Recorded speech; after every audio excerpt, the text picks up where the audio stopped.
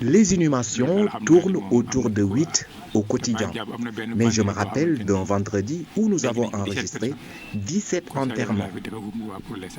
Le cimetière municipal de Pékin enregistre en 2020 5431 décès, un chiffre 3 fois supérieur au nombre de décès de l'année 2018. Cette année, on a eu de janvier à décembre 3001 personnes enterrées dans les cimetières, qui fait presque 3 fois l'année 2018 et 2 fois l'année 2019. Enterrer un corps devient alors difficile à Pékin. 4 hectares de superficie, l'extension devient une priorité. Les cimetières sont pleins de sorte qu'on ne peut plus maintenant vraiment enterrer des corps. Les Mornais inquiètent de plus en plus sur ce registre. Ils représentent plus de 4%, sans compter le nombre d'hommes qui dépasse largement celui des femmes. Les bébés de 0 à 5 ans, on a noté presque 2 à 4%, de 2 à 4% de plus de l'année 2018. Les constats qu'on a eu, c'est les hommes qui sont un peu plus nombreux que les femmes.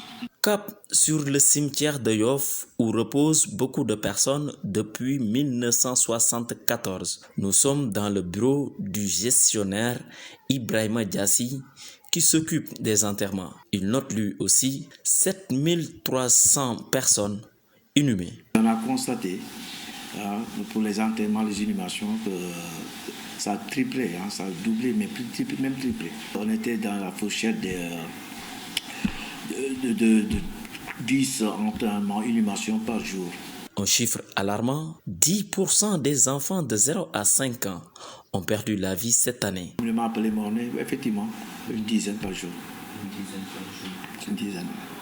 Ici, le non-respect du protocole sanitaire lors des enterrements des cas Covid-19 tourmente Ibrahima Sen. Le mars-avril, quand ça a commencé, je sais qu'on avait pris toutes les dispositions. C'est-à-dire qu'on enterrait les décédés du coup de la Covid-19.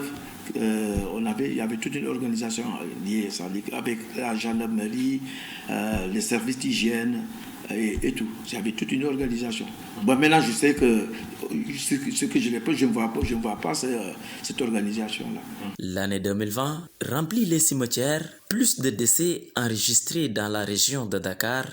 Les fossoyeurs s'activent de plus en plus. 10 301 personnes enterrées entre les cimetières de Yoff et de Pékin. Ils n'ont plus de vie de famille depuis plusieurs mois. On parle en effet de ce personnel médical qui a été ô combien important durant cette année 2020 avec la pandémie. Ils n'ont pas eu de repos. Évidemment, dans ce contexte, les fêtes de fin d'année passent au second plan. C'est un reportage signé Mohamed Samb et Ababakar Kamara. S'occuper des malades plus qu'un sacerdoce pour ce médecin sur le point d'administrer des soins à quelques patients admis en réanimation. Nous sommes au centre de traitement des épidémies de l'hôpital général Idrissa Pouye. Dans ce centre, le personnel soignant est plus que débordé. L'heure n'est pas à la fête à quelques heures de la Saint-Sylvestre. On a déjà passé la fête de Noël ensemble avec les malades en sacrifiant notre famille.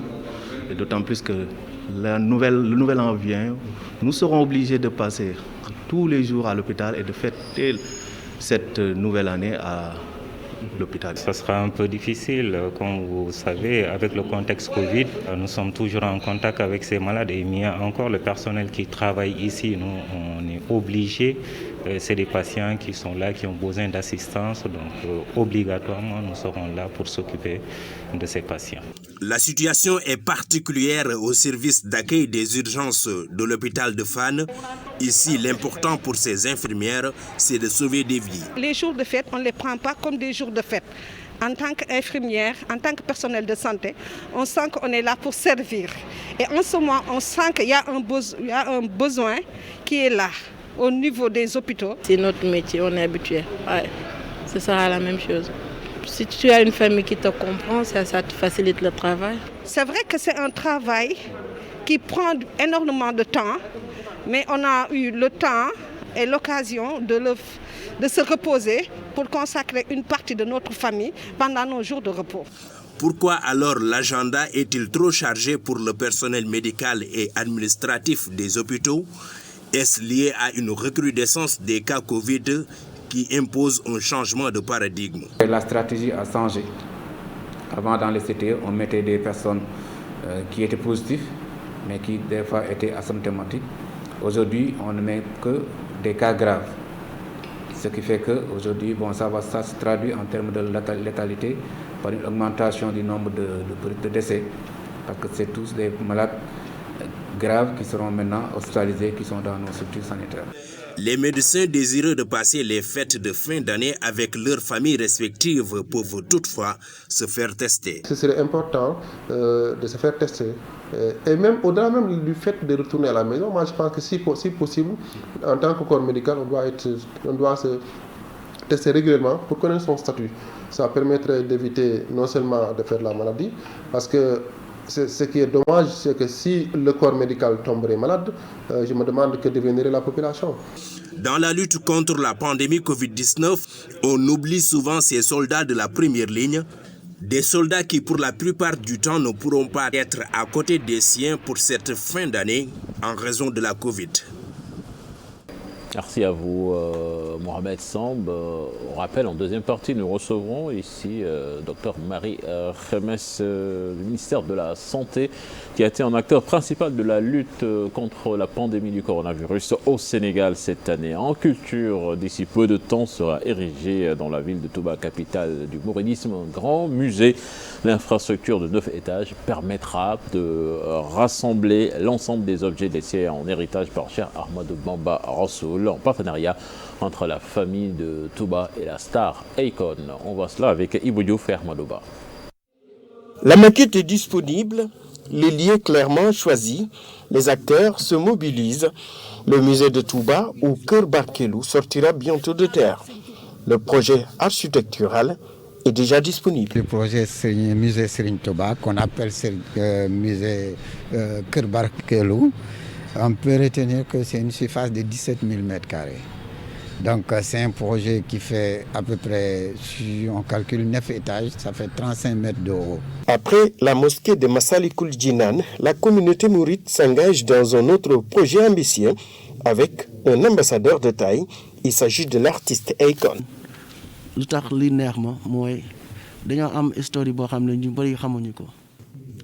Nous avons une histoire méconnue, surtout pour les Afro-Américains.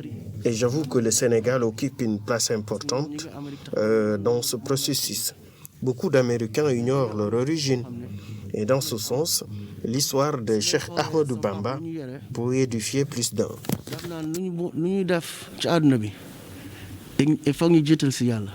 Nous le remercions pour avoir accepté de nous accompagner dans cette aventure, qui est l'un des projets les plus imposants aujourd'hui en matière de musée au niveau de notre pays et même au niveau de l'Afrique au sud du Sahara. Cela nous va droit au cœur et je voudrais sincèrement vous en remercier. Au musée, pour matérialiser l'histoire du mouridisme, de bateaux pour traduire architecturalement toute une histoire, symbolisant l'aspect émotif du départ en exil de Cheikh Ahmadou Bamba. Le retour sera matérialisé également par un autre bâtiment qui va contenir tous les objets laissés en héritage par les guides Cheikh Ahmadou Bamba. Merci à vous, Ibou Diouf. En mot de football, une reprise des compétitions sans test Covid-19 pour les joueurs, sauf les cas suspects bien sûr. 5 changements par équipe et par match, 15 journalistes seulement autorisés par rencontre. Les dispositions nouvelles prises par la Ligue sénégalaise de football professionnel en vue de la saison qui débute ce week-end. C'est ce que nous allons voir dans cet élément signé Chersa de Boudiala. Pas de test Covid-19 systématique pour les joueurs des 29 clubs qui vont disputer leur match à huis clos. La Ligue sénégalaise de football professionnel prend des dispositions pour la saison qui démarre ce 2 janvier. Ce que nous n'avons pas retenu, c'est de faire des tests. Parce que la problématique des tests renvoie non seulement à son nombre, mais renvoie aussi à sa répétition. Parce que si on commence des tests aujourd'hui, chaque journée, il va falloir effectivement faire des tests. Et vous connaissez le coût des tests. Ce ne serait pas possible effectivement de les faire supporter au club. Tous les cas suspects seraient immédiatement isolés.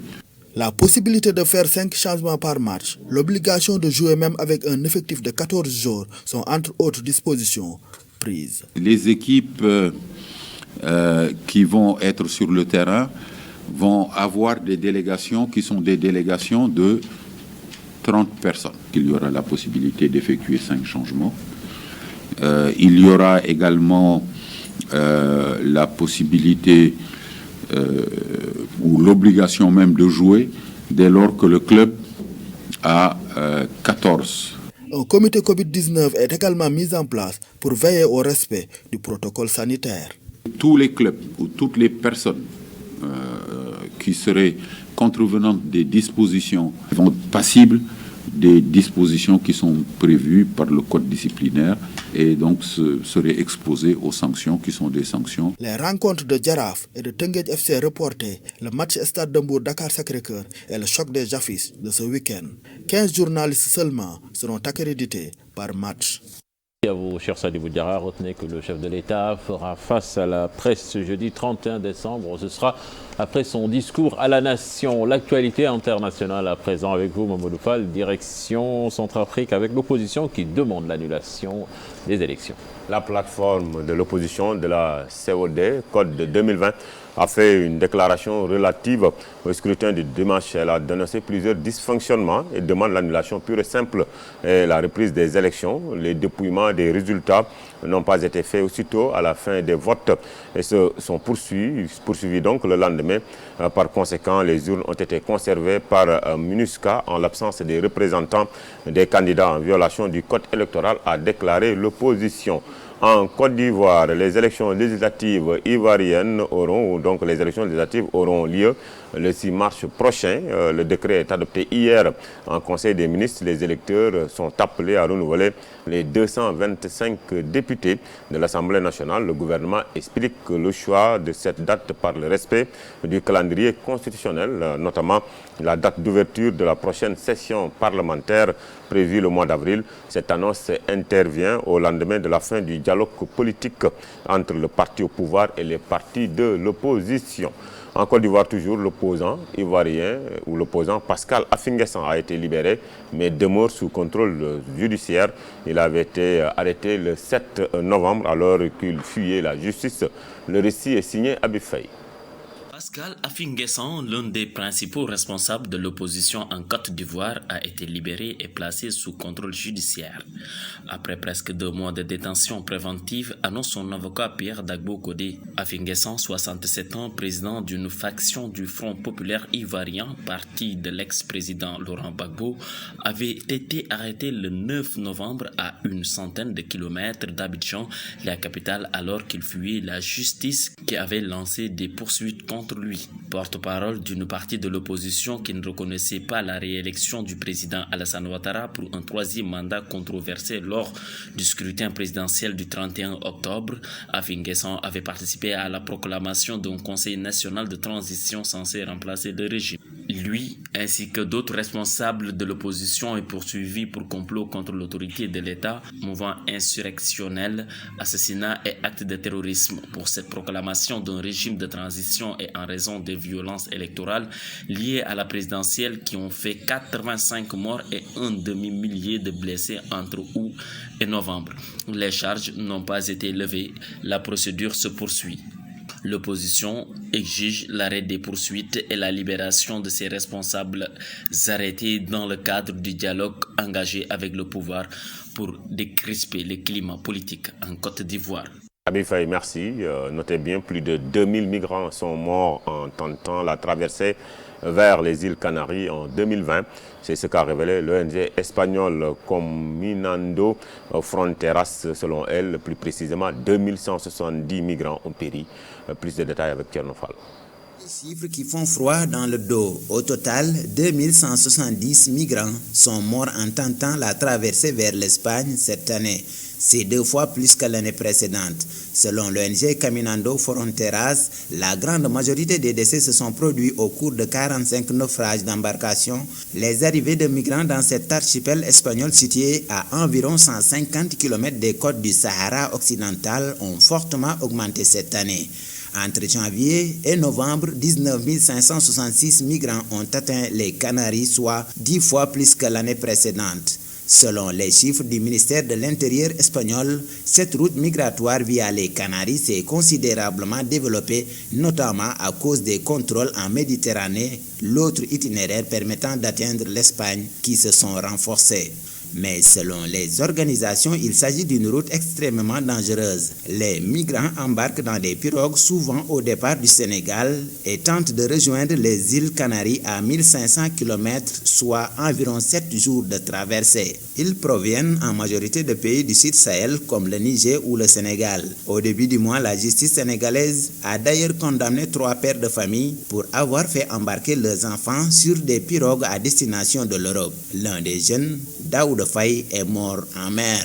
Les États-Unis, pour terminer, donc misent sur une autorisation en avril du vaccin AstraZeneca Oxford, plus de 3 mois donc après le feu vert du régulateur britannique, a déclaré Monsef Slaoui, conseiller en chef du programme de vaccination aux États-Unis. C'est tout pour cette page internationale, Cheikh Tidiane Diaw. Merci à vous, Mamadou Fall. La semaine, c'était là la première tasse actu de ce matin. Merci beaucoup, Cheikh Tidiane. Première tasse actu servie par Cheikh Tidiane Diaw et Modou Fall avec 2020 qui vit ces dernières heures. En tout cas, nous sommes là avec la télévision Futur Média pour vous accompagner dans un cadre spécial. Vous aurez aussi, durant tout le long de la journée, des plateaux, des émissions pour finir 2020 en beauté, mais aussi revenir spécialement sur ce qui a fait l'actualité de cette année qui n'a pas été très facile. Cheikh Tidiane, je pense que la deuxième tasse, ce sera pour tout à l'heure et en version Wolof. Oui, en version Wolof, ce sera en deuxième partie. En deuxième partie d'émission, Inch'Allah, vous aurez aussi ce matin sur ce plateau Fatou Nedem qui va nous plonger au cœur de la vie des enfants malades de l'hôpital d'enfants Albert Royer. Et aussi les correspondants régionaux seront aussi avec nous sur ce plateau. Nous allons faire le tour du Sénégal avec eux pour voir un peu la situation de la pandémie, où en est la Covid-19 à l'intérieur du pays. Nous aurons aussi avec la rubrique nécrologie Thioromar Diaye, une façon de rendre hommage à toutes ces personnes qui nous ont quittés durant l'année 2020, une année encore une fois qui n'a pas été facile. Le tout jeune doyen Abdoulaye Cissé aussi sera avec nous dans la rubrique Djangat, et comme invité vous aurez le docteur Marie-Khémesse Ngom Ndiaye, directrice de la santé, et du côté de la radio Futur Média vous aurez votre humoriste Abou Bilal Koutia qui sera avec Babacar Fall. Ce sera à partir de 7h40. En attendant, nous allons rejoindre Mortala Gueye de l'autre côté pour la rubrique des titres du jour.